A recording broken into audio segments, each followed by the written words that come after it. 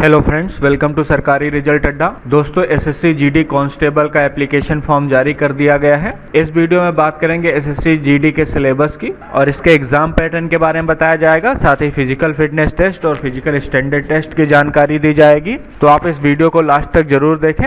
इसके साथ ही अगर आप सिलेबस के ऑफिशियल पीडीएफ को डाउनलोड करना चाहते हैं तो इस लिंक पर क्लिक करके डाउनलोड कर लें। मैंने इस वेबसाइट का लिंक इस वीडियो के डिस्क्रिप्शन में दे दिया है और कमेंट में पिन कर दिया है।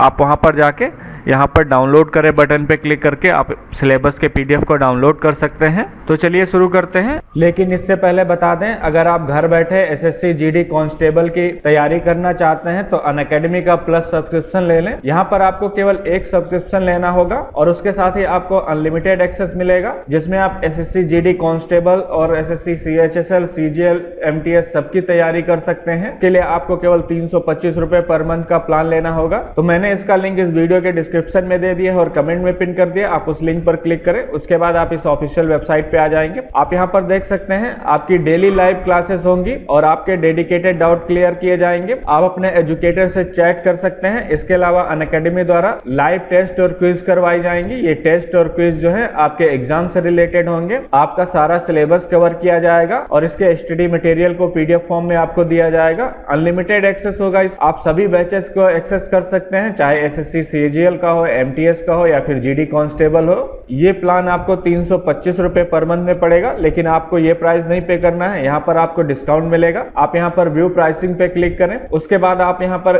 12 मंथ का प्लान सिलेक्ट करें। यहाँ पर आप SR अड्डा कूपन कोड यूज करें, SRADDA, और अप्लाई बटन पे क्लिक करें। आप यहाँ पर देख सकते हैं अगर 1 साल का प्लान लेते हैं तो आपको 488 रुपए पर मंथ में प्लान पड़ेगा, लेकिन अगर आप 2 साल का प्लान लेते हैं तो आपको 293 रुपए पर मंथ में पड़ेगा।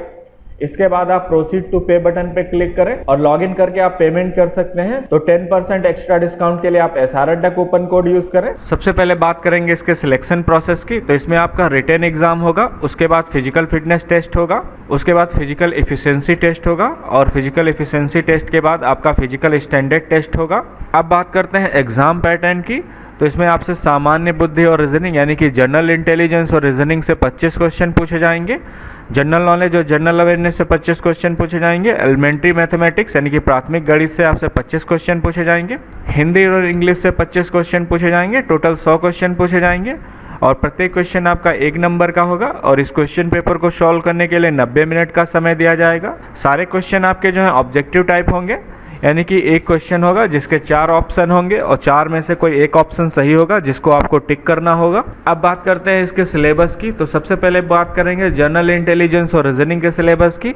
इसमें आपसे एनालॉजी से क्वेश्चन पूछे जाएंगे, सिमिलरिटीज और डिफरेंसेस से क्वेश्चन पूछे जाएंगे, स्पेटल विजुअलाइजेशन तथा स्पेटल ओरिएंटेशन से क्वेश्चन पूछे जाएंगे, विजुअल मेमोरी, डिस्क्रिमिनेशन तथा ऑब्जर्वेशन से रिलेटेड क्वेश्चन होंगे, रिलेशनशिप कॉन्सेप्ट, अर्थमेटिकल रीजनिंग और फिगरल क्लासिफिकेशन से क्वेश्चन पूछे जाएंगे, अर्थमेटिकल नंबर सीरीज तथा नॉन वर्बल सीरीज और कोडिंग डिकोडिंग से क्वेश्चन पूछे जाएंगे। अब बात करते हैं सामान्य ज्ञान और सामान्य जागरूकता यानी कि जनरल नॉलेज और जनरल अवेयरनेस की।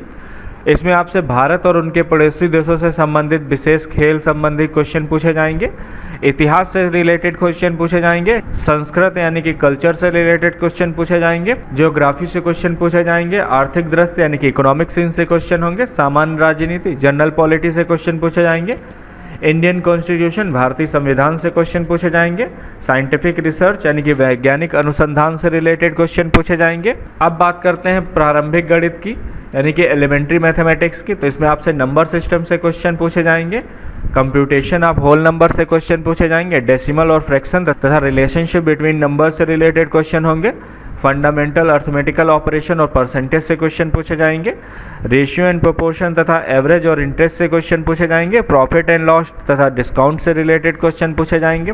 इसके अलावा मेंसुरेशन तथा टाइम एंड डिस्टेंस से क्वेश्चन पूछे जाएंगे, रेशियो एंड टाइम तथा टाइम एंड वर्क से रिलेटेड क्वेश्चन पूछे जाएंगे।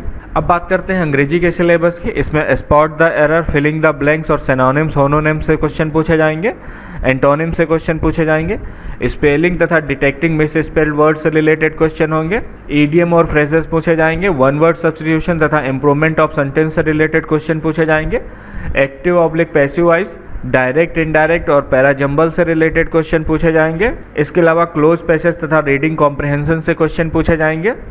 अब बात करते हैं हिंदी के सिलेबस की। हिंदी में आपसे वर्तनी की सामान्य अशुद्धियाँ तथा शब्दों के रूप के बारे में पूछा जाएगा, शब्दों के बहुवचन, किसी वाक्य के अन्य लिंग में परिवर्तन तथा मुहावरा और उनके अर्थ पूछे जाएंगे, अशुद्ध वाक्यों को शुद्ध करना, विलोम शब्द तथा समानार्थी और पर्यायवाची शब्द, अनेक शब्दों के लिए एक शब्द तथा कहावतें व लोकोक्तियाँ तथा उनके अर्थ और संधि विच्छेद से क्वेश्चन पूछे जाएंगे। इसके अलावा क्रिया से भाववाचक संज्ञा बनाना और रचना एवं रचयिता के बारे में पूछा जाएगा। अब बात करते हैं शारीरिक दक्षता परीक्षा यानी कि फिजिकल एफिशिएंसी टेस्ट की। तो इसमें अगर आप मेल कैंडिडेट हैं तो आपको 5 किलोमीटर की दूरी 24 मिनट में तय करनी होगी। अगर आप फीमेल कैंडिडेट हैं तो आपको 1.6 किलोमीटर 8 मिनट 30 सेकेंड में पूरी करनी होगी।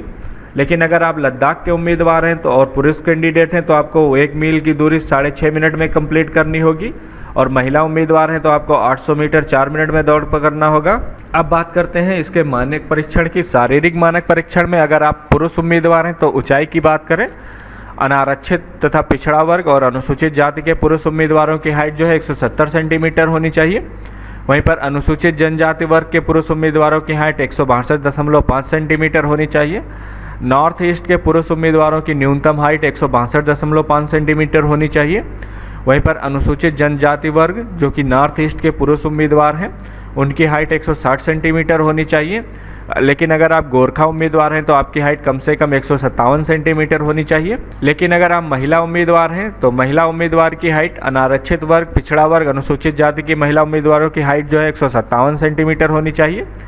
लेकिन अगर आप अनुसूचित जनजाति की महिला उम्मीदवार हैं तो आपकी हाइट 150 सेंटीमीटर होनी चाहिए। वहीं पर नॉर्थ ईस्ट की महिला उम्मीदवार की हाइट कम से कम 152.5 सेंटीमीटर और अनुसूचित जनजाति वर्ग की नॉर्थ ईस्ट की महिलाओं की हाइट 147.5 सेंटीमीटर होनी चाहिए।